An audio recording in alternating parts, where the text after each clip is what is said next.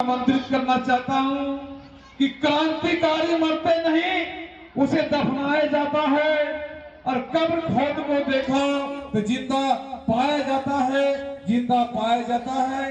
बाबा साहब डॉक्टर भीमराव अम्बेडकर अमर रहे, भारतीय संविधान जिंदाबाद जिंदाबाद जिंदाबाद। हम चाहूंगा कि हमारे बीच जिला रविदास महासभा के हमारे बेंगाबाद के प्रखंड अध्यक्ष जुझारू साथी, क्रांतिकारी साथी रीतलाल कुमार दास जी से कहूंगा कि आवे और अपना बातों करके। रीतलाल कुमार दास जी।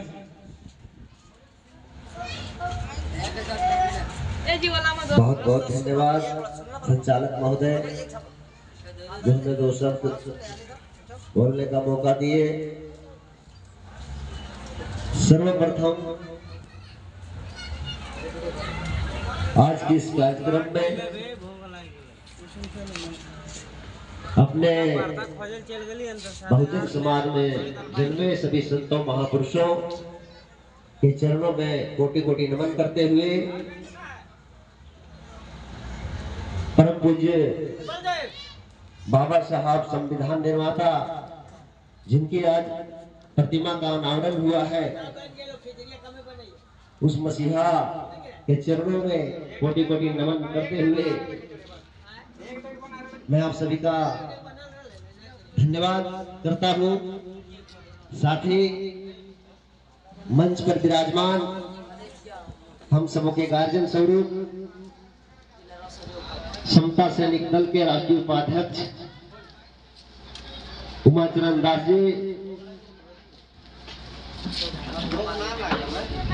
एवं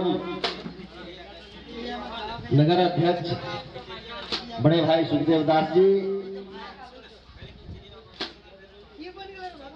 गिरिडीह से चल करके आए हुए नगर कमेटी के बड़े भाई टुनटुन दास जी, बेंगाबाद रविदास महासभा के उपाध्यक्ष भाई धनंजय दास जी, प्रवक्ता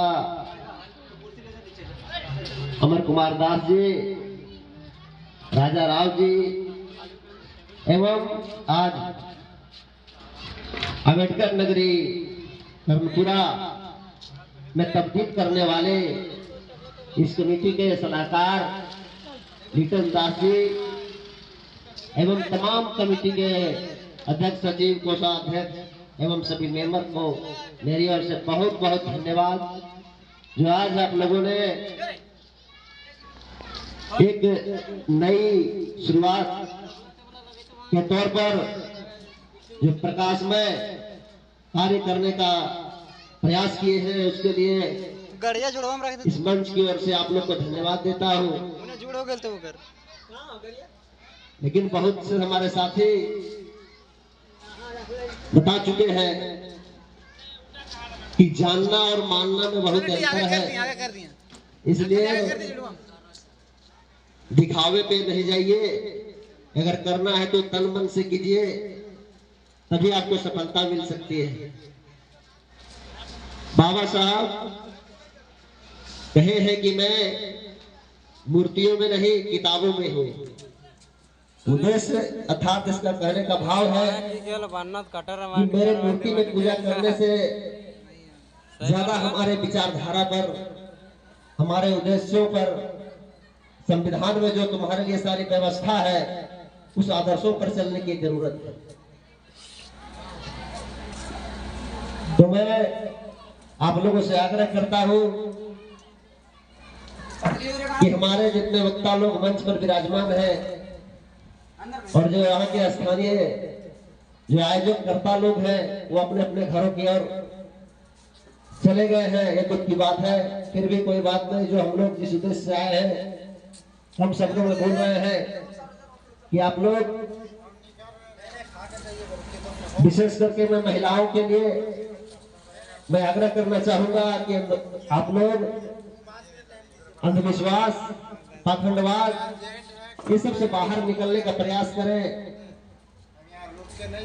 पूजा पाठ करने से आपको कुछ मिलने वाला नहीं है।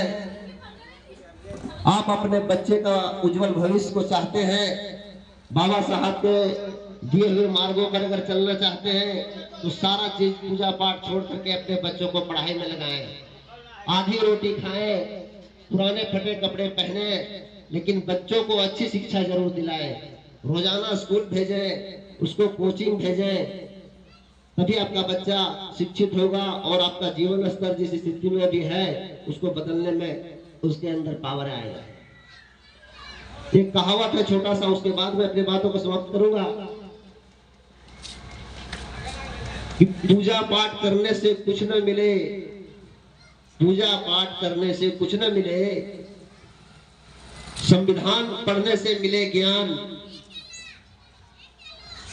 अगर पूजा पाठ करने से सब कुछ मिले तो मंदिरों में पुजारी हमसे क्यों मांगे दान।